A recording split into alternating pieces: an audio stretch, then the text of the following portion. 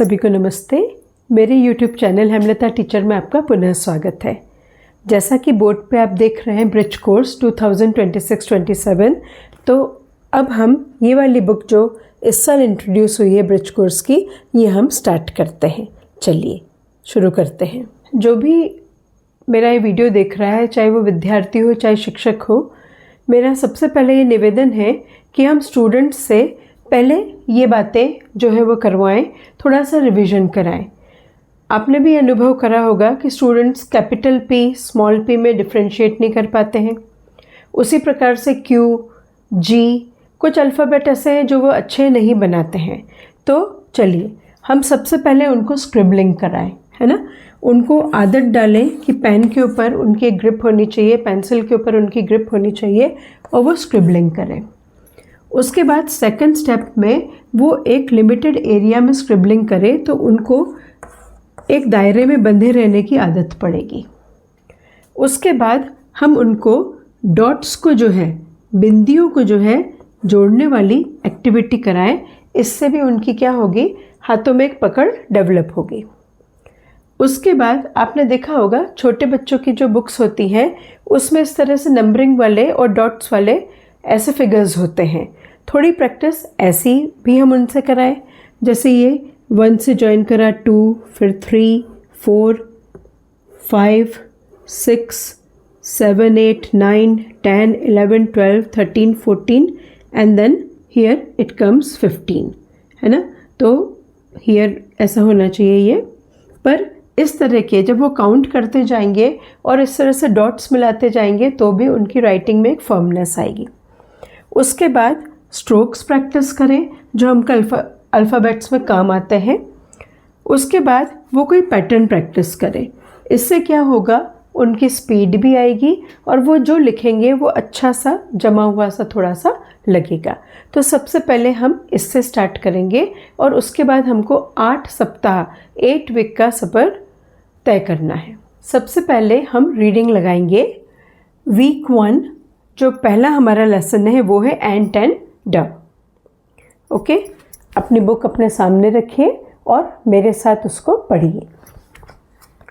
Let's read. An ant and a dove were good friends. One day the ant felt thirsty.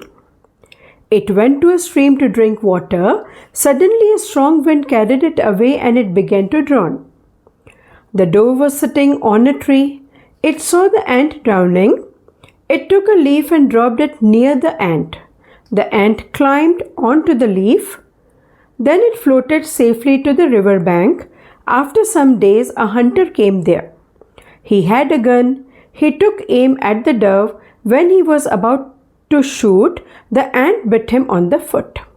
The hunter missed the aim. The dove flew away. Okay, अब आप खुद से एक reading लगाइए। Now, as you can see on the board, board पे आप देखिए activity start हुई है। फिल इन द ब्लैंक्स यानी रिक्त स्थान की पूर्ति करनी है। उसमें हमारा पहला क्वेश्चन है the ant went to the dash to drink water. अब आप टेक्स्ट को भी ध्यान से देखिए। टेक्स्ट को आप ध्यान से देखिए। यहाँ लिखा है it went to a stream to drink water. Okay, so students what you have to do, आपको क्या करना है, आपको पहले जो रिक्त स्थान है आपको उसको पढ़ना है, पैराग्राफ में उसका मिलान करना है और थोड़ा समझना है ना। आपको समझना है कि एक्चुअली हमको जो है वहाँ पे क्या भरना है। उसी तरह से आप देखिए the dove dropped a leaf to help the ant. Number 3, the hunter took aim at the dove. The ant bit the hunter on his foot. 4 fill in the blanks है। ये चारों fill in the blanks जो हैं आप systematically इसको बार बार पढ़ें और फिर इसको रीज़न आउट करने की कोशिश करें। मेरा आप लोगों से रिक्वेस्ट है कि टीप के केवल अपनी बुक को भरना लें केवल, बट उसको करा कैसे है वैसा आप उसे समझें। आपको रीडिंग लगाना आना चाहिए।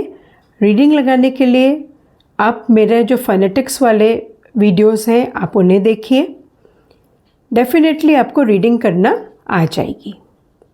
चलिए इतना कंप्लीट करिए, फिर अगला क्वेश्चन आंसर्स अपन देखते हैं। हम क्वेश्चन आंसर स्टार्ट करें उसके पहले हम क्वेश्चन वर्ड्स को थोड़ा सा रिवाइज करते हैं।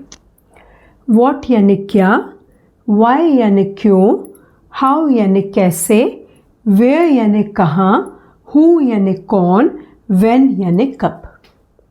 इन वर्ड्स को आप रिवाइज करिए और मैंने एक सम इम्पॉर्टेंट वर्ड्स नाम से एक वीडियो शूट करा है, आप उसे ध्यान से देखिए और एक चार्ट फॉर्म में, अगर आपकी इंग्लिश ज़्यादा वीक है तो आप प्लीज़ उसको जो है चार्ट फॉर्म में अपने रूम में आप लगाइए, या आपकी कॉपी में ये चार्ट होना चाहिए जिसको आप अक्सर रिवाइज करेंगे तो ये आपको बिल्कुल याद हो जाएंगे। अगेन, व्हाट यानी क्या, वाई यानी क्यों, हाउ यानी कैसे, वेयर यानी कहाँ, हु यानी कौन और व्हेन यानी कब।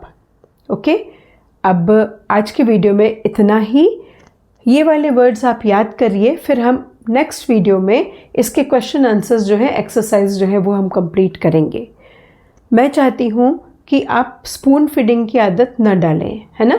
पका पकाया हमको नहीं खाना है, हमको थोड़ी सी मेहनत करनी है, अपने से समझना है ताकि हम आगे गढ़ जीत लेंगे। ठीक है, सो इनफ फॉर टुडे। ओके, ठीक है, अब कल हम करेंगे नेक्स्ट वीडियो में, या नेक्स्ट वीडियो में हम कंटिन्यू करेंगे अगला इसका क्वेश्चन आंसर वाला part. Okay, fine, thanks for watching.